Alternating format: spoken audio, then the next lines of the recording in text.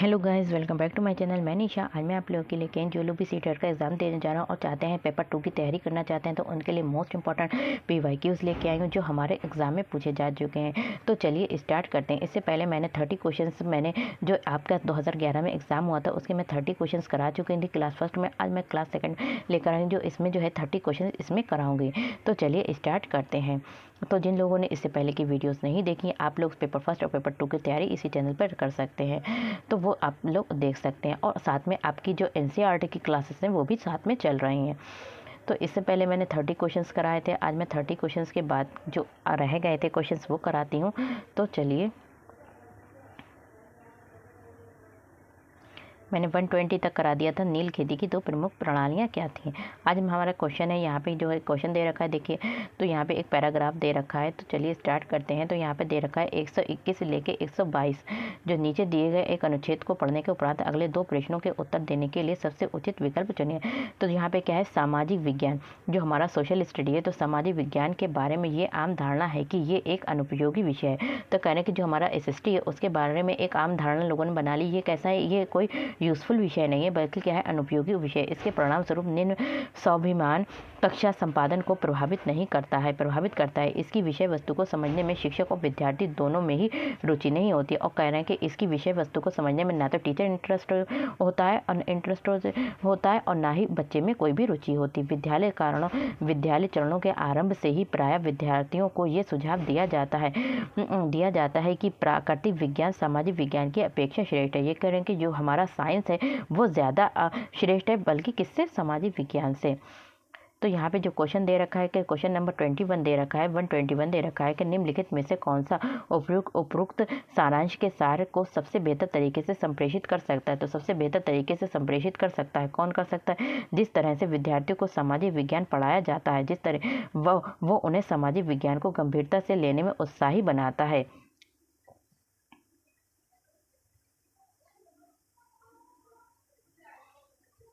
Next हमारा question है, question number 122 है। तो क्वेश्चन नंबर 122 है, कहना उपरोक्त सारांश में प्रयुक्त अनुपयोगी विषय का संदर्भ क्या है। इसमें क्या बताया कि जो सामाजिक विषय विज्ञान है वो कैसा विषय बताएगा, अनुपयोगी विषय बताया। तो इसके संदर्भ में कह रहे हैं कि क्या है, तो सामाजिक विज्ञान एक विषय है जो इसकी उपयोगिता के लिए नहीं सीखा जाता। सामाजिक विज्ञान कोई उपयोगिता के लिए नहीं सीखा जाता, बल्कि इसमें हम क्या पढ़ते हैं, हिस्ट्री को पढ़ते हैं, क्या क्या हमारे अतीत में हो चुका उन सबको जानते हैं। नेक्स्ट हमारा क्वेश्चन है, क्वेश्चन नंबर 123 है, कह रहे हैं कि आप कक्षा 8th में विद्यार्थियों को विविधता में एकता पढ़ा रहे हैं। आप क्या है, क्लास 8 के स्टूडेंट हैं, उनको क्या पढ़ा रहे हैं, विविधता में एकता पढ़ा रहे हैं। क्या पढ़ा रहे हैं, विविधता में एकता पढ़ा रहे हैं। आप विद्यार्थियों को प्रभावित तरीके से अवधारणा समझने के लिए निम्नलिखित में से किस गतिविधि को करेंगे। यानी कि आप जो है कक्षा 8 के विद्यार्थियों को क्या पढ़ा रहे हैं, विविधता में एकता पढ़ा रहे हैं। तो आप अपने विद्यार्थियों को कैसे प्रभावी अवधारणा को समझाने के लिए निम्नलिखित में से किस गतिविधि को करें। हम चाहते हैं कि हमारे अपने बच्चे तो उनको क्या अधिक अच्छे तरीके से समझाएं, तो कौन सी गतिविधि को हम अपनाएंगे। तो कौन सी गतिविधि को अपनाएंगे,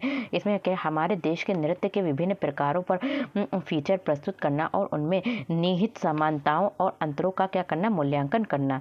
नेक्स्ट हमारा क्वेश्चन है 124 है, NCERT की सामाजिक और राजनैतिक जीवन पाठ्य पुस्तकों का उपागम है। जो NCERT की बुक्स हैं, देखिए भी क्वेश्चन आते हैं वो NCERT से आते हैं। तो NCERT की जो सामाजिक और जो भी पॉलिटिकल साइंस है, तो उसके जीवन की जो पाठ्य पुस्तकों का उपागम क्या है। तो उनकी जो पाठ्य पुस्तक है उनका जो उपागम है क्या है, अवधारणाओं को स्पष्ट करने के लिए केस अध्ययनों और कथाओं का प्रयोग करना। यानी कि जो भी कॉन्सेप्ट है उनको साफ यानी कि स्पष्ट करने के लिए किसको, केस अध्ययनों और कथाओं का क्या करना, प्रयोग करना। नेक्स्ट हमारा क्वेश्चन है, क्वेश्चन नंबर 125 निम्नलिखित में से कौन सा उच्च ज्वार के कारण होने वाला लाभ नहीं है। तो उच्च ज्वार के कारण होने वाला लाभ नहीं है, तो कौन सा नहीं है, तो पर्यटकों को लाने के द्वारा ये स्थानीय अर्थव्यवस्था में सहायक होते हैं। नेक्स्ट हमारा क्वेश्चन है, क्वेश्चन नंबर 126 है। यहाँ पे कह रहे हैं कि 120 निम्नलिखित में से कौन सा प्रश्न विद्यार्थियों के आलोचनात्मक यानी कि तार्किक चिंतन कौशलों को विकसित करने में मदद करेगा। ये कह रहे हैं इसमें से कौन सा, यहाँ पे 4 प्रश्न देख रखे हैं, इसमें से कौन सा ऐसा प्रश्न है जो विद्यार्थी किससे करेंगे, तार्किक यानी कि आलोचनात्मक चिंतन कौशल का विकसित करेगा। तो कौन करेगा, यहाँ पे महिलाओं के कार्य पर दुगना बोझ पर टिप्पणी कीजिए। तो इस पर बच्चे जो है अपने सोचेंगे, उस पर लिखेंगे। नेक्स्ट हमारा क्वेश्चन है, क्वेश्चन नंबर यहाँ पे दे रखा है 127 से लेकर 128 तक। नीचे दिए गए केस अध्ययनों को पढ़ने के उपरांत अगले 2 प्रश्नों के उत्तर देने के लिए सबसे उचित विकल्प चुनिए। तो रश्मि जिन लोगों से पहले बार मिलती है उनसे उनका उपनाम पूछती है। यहाँ पे रश्मि एक टीचर है जो कह रहे हैं कि जिन लोगों से पहले मिलती है तो उनका उपनाम पूछती है, पूछने की उसकी आदत है। उसे भारतीय समाज के वर्ण व्यवस्था में उस संबंधित व्यक्ति को रखना होता है। जाति पहचान के बारे में पूछने पर लोगों में बहुत नाराजगी थी, हालांकि उन्होंने प्रकट रूप से इसे अभिव्यक्त नहीं किया। चीजें तब और जटिल हो जाती हैं जब वो भारत के किसी दूसरे हिस्से या क्षेत्र के व्यक्ति से मिलती हैं। यदि व्यक्ति अपना उपनाम भी बता देता तो उसके जाति स्तर के बारे में पता नहीं लग पाता। दुनिया को देखने का रश्मि का ये नजरिया उसके अनुसार उसके शिक्षण अधिगम संपादन प्रक्रिया को प्रभावित नहीं करता, अतः कहती है कि ये उसके प्राथमिक समाजीकरण का एक हिस्सा है और वो इसमें कुछ नहीं कर सकती। तो रोष यानी कि नाराजगी उचित है, क्योंकि शिक्षिका की अभिवृत्ति है वो कैसी है, सामाजिक, राजनीतिक और आर्थिक असमानताओं को जारी यानी कि कायम रखती है। नेक्स्ट हमारा क्वेश्चन है, क्वेश्चन नंबर 128। यहाँ पे प्राथमिक समाजीकरण है। तो कह रहे हैं कि जो प्राथमिक समाजीकरण है वो क्या है, तो शुरुआती उम्र में परिवार और मित्रों से सीखना, ये हमारा क्या कहलाता है, प्राथमिक समाजीकरण कहलाता है। क्वेश्चन नंबर 129 है। यहाँ पे कह रहे हैं कि सामाजिक विज्ञान में निदानात्मक परीक्षण, जो हमारा निदानात्मक यानी कि डायग्नोस्टिक टेस्ट होता है, तो निदानात्मक परीक्षण शिक्षक को क्या समझने में सहायता करता है। तो सामाजिक विज्ञान निदानात्मक परीक्षण जो होता है शिक्षक को क्या समझने में सामाजिक विज्ञान विद्यार्थी सीखने संबंधी किन कठिनाइयों का सामना करते हैं। देखिए निदान क्या होता है, जब हम किसी भी चीज़ की जाँच करते हैं तो वो हमारा निदानात्मक परीक्षण होता है। बच्चे को अगर कठिनाई आ रही तो हम उसकी जाँच करेंगे, कहाँ पे कठिनाई, फिर उसकी क्या करेंगे, उनके जो भी कठिनाइयों का सामना कर रहे हैं तो उनको जानेंगे, पहचानेंगे, फिर उसका क्या करेंगे, उपचार करेंगे। नेक्स्ट हमारा क्वेश्चन है, क्वेश्चन नंबर 130 है।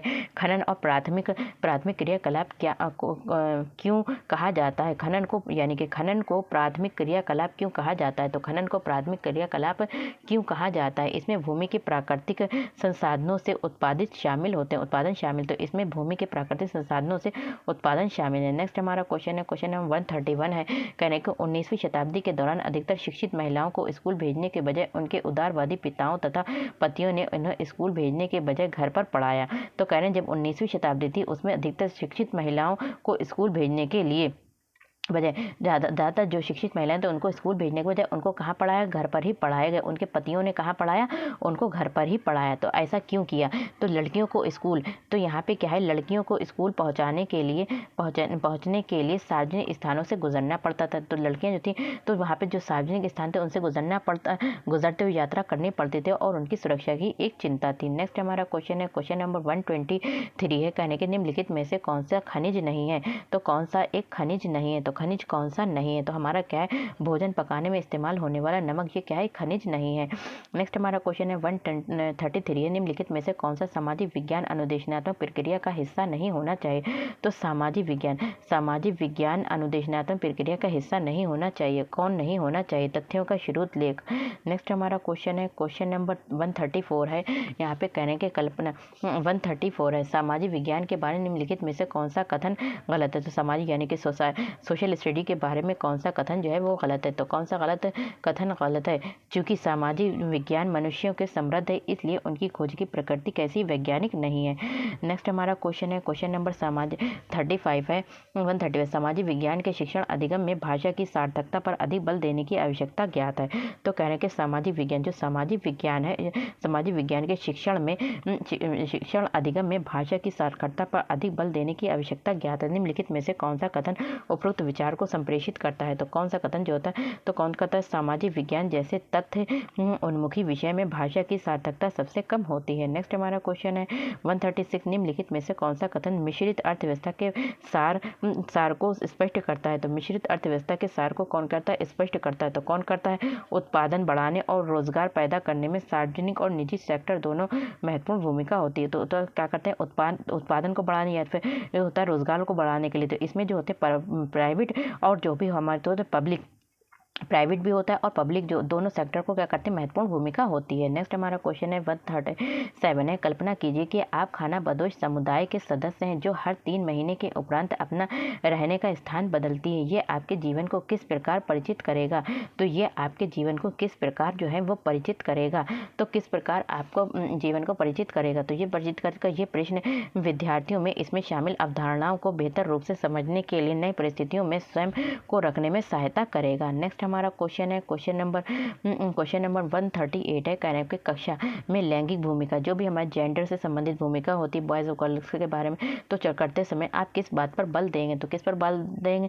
समाज में व्याप्त लैंगिक रूढ़िबद्धता को सार्थक रूप से संबोधित करने की आवश्यकता है। नेक्स्ट हमारा क्वेश्चन है क्वेश्चन नंबर 139 है। इनमें से कौन सा प्रश्न विद्यार्थियों के आलोचनात्मक यानी तार्किक चिंतन को विकसित नहीं करेगा? तो ऐसा कौन सा प्रश्न है जो तार्किक चिंतन को विकसित नहीं करेगा? तो कौन सा हमारा क्या है? बंद उत्तर वाले प्रश्न, जो जिसका आंसर एक होता है, तो वो ऐसे प्रश्न अगर विद्यार्थियों को दिए जाएंगे तो इसमें बच्चों का क्या होगा? तार्किक चिंतन विकसित नहीं होगा। नेक्स्ट हमारा क्वेश्चन है 140। अपने ग्रह यानी पृथ्वी के बारे में निम्नलिखित में से क्या नहीं कहा जा सकता है? तो क्या है? ये पूर्णता गोल है। तो पृथ्वी के बारे में ये नहीं कहा जा सकता, ये एक पूर्णता गोल है, बाकी सब कहा जा सकता है। नेक्स्ट हमारा क्वेश्चन नंबर 141 है। निम्नलिखित में से कौन सी स्थल मंडल की विशेषता नहीं है? तो स्थल मंडल की कौन सी विशेषता नहीं है? तो स्थल मंडल की विशेषता नहीं। पृथ्वी का 97% जल स्थल मंडल में पाया जाता है, तो ये एक विशेषता नहीं है। नेक्स्ट हमारा क्वेश्चन है 144 है। हालांकि भारत ने स्वतंत्र होने के बाद सार्वभौमिक वयस्क मताधिकार की प्रक्रिया का चयन किया। कुछ मानदंडों के आधार पर कुछ संप्रभु राष्ट्रों में इसे रोक लिया गया। निम्नलिखित में से कौन सा उन मानदंडों में से एक नहीं है? तो कौन सा उन मानदंडों में से एक नहीं है? कौन सा संपत्ति नहीं है? नेक्स्ट हमारा क्वेश्चन है क्वेश्चन नंबर 133 है। महासागर का जल तालाब और झील के शांत जल के विपरीत लगातार गतिमान रहता है। कहने के जो महासागर का जल है, महासागर का जल जो होता है वो तालाब और झील के शांत जल के विपरीत लगातार कैसा रहता है? गतिमान रहता है। तो महासागर का जल जो होता है वो गतिमान यानी कि मूव करता रहता है। निम्नलिखित में से कौन सा जल का प्रवाह या फिर गति नहीं है? तो कौन सा जल का प्रवाह या फिर गति नहीं? कौन सा जल चक्र जो है वो जल का प्रवाह और गति नहीं है? नेक्स्ट हमारा क्वेश्चन है क्वेश्चन नंबर 144 है।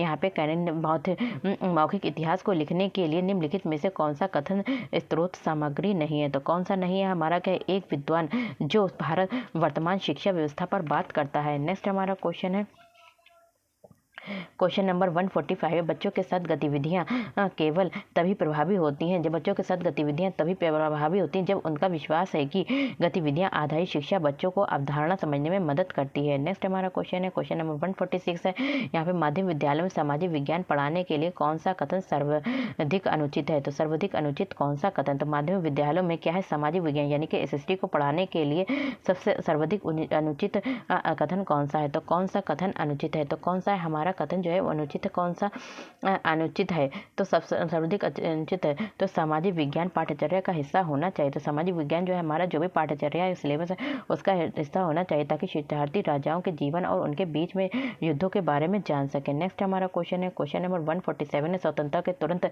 बाद भारत द्वारा निम्नलिखित में से किस समस्या का सामना नहीं किया गया? यानी कि जब भारत स्वतंत्र हुआ तो उसके तुरंत बाद जो था भारत द्वारा निम्नलिखित में से किस समस्या का सामना नहीं किया गया? तो किस समस्या का सामना नहीं किया गया था? तो भारत, पाकिस्तान और ग्रेट ब्रिटेन में समान रूप से संपदा और कर्ज का बंटवारा का सामना नहीं किया गया। नेक्स्ट हमारा क्वेश्चन है क्वेश्चन नंबर 148 है। नीचे दिए गए एक प्रश्न पाठ के अंत में आओ चर्चा करें शीर्षक के अंतर्गत आता है। तो आओ चर्चा करें शीर्षक के अंतर्गत आता है। आपके विचार में साधारण पुरुष तथा स्त्री अपने कार्यों का विवरण सामान्यता क्यों नहीं रखते हैं? तो इस प्रश्न को पूछने की सार्थकता क्या है? तो ये अच्छा है कि चर्चा प्रारंभ की जाए और विद्यार्थी अपने तर्क प्रस्तुत करें। नेक्स्ट हमारा क्वेश्चन है क्वेश्चन नंबर 149 है। यहाँ पे कहने के लेखकों द्वारा अभिव्यक्त, लेखकों जो भी लेखक थे जो लिखते हैं, ठीक है, उनके द्वारा अभिव्यक्त एनसीईआरटी के इतिहास की पाठ्य पुस्तक की शीर्षक हमारे अतीत। कौन सी हमारी पुस्तक है? तो हमारे अतीत के बारे में निम्नलिखित में से कौन सा कथन सही नहीं? तो हमारे अतीत के बारे में जो बुक है, एनसीईआरटी की बुक है, हमारे अतीत के बारे में कौन सा कथन सही नहीं है? तो कौन सा कथन जो है सही नहीं है? तो कौन सा कथन सही नहीं है? ये पड़ोसी देशों के अतीत के बारे में, तो ये गलत है, इसके बारे में कथन सही नहीं है। तो ये हम अतीत के बारे में, हमारे अतीत के बारे में जो एनसीईआरटी की वो उसके बारे में कथन जो है वो रॉन्ग है। नेक्स्ट क्वेश्चन है और हमारा लास्ट क्वेश्चन है। कहने के 19वीं शताब्दी के दौरान ज़्यादातर लोगों को लगता था कि शिक्षा में स्त्रियां बिगड़ जाएंगी, शिक्षा से जो स्त्रियां हैं वो क्या होंगी? बिगड़ जाएंगी। बिगड़ जाएंगे। तो उपरोक्त वाक्य बिगड़ जाना शब्द का संदर्भगत अर्थ बताने वाला निम्नलिखित में से कौन सा कथन है? तो कौन सा कथन है? तो क्या है यहाँ पे जो कथन कौन सा है, हमारा कौन सा कथन है? तो शिक्षा के कारण उन्हें जो शक्ति मिलती मिलती उसके कारण वे अपनी पारंपरिक भूमिकाओं से दूर हो जाती हैं। तो यहाँ पे जो वीडियो जो आप लोगों के आए 30 क्वेश्चन, इससे पहले मैंने वीडियो में कराए थे 30 क्वेश्चन, इस वीडियो में कराएंगे। और आगे देखिए क्वेश्चन आपके 60 क्वेश्चन है, लेकिन मैंने आपके 30 क्वेश्चन करा दिए। 30 क्वेश्चन इससे पहले की वीडियोस में कराए थे और 30 क्वेश्चन इसमें कराए हैं। अब मैं नेक्स्ट वीडियोस में लेकर आऊँगी 30 क्वेश्चन इसमें कराऊंगा और 30 क्वेश्चन उसके जो रह जाएंगे वो नेक्स्ट वीडियो में कराएंगे। तो वीडियो पसंद आए तो like share subscribe my channel.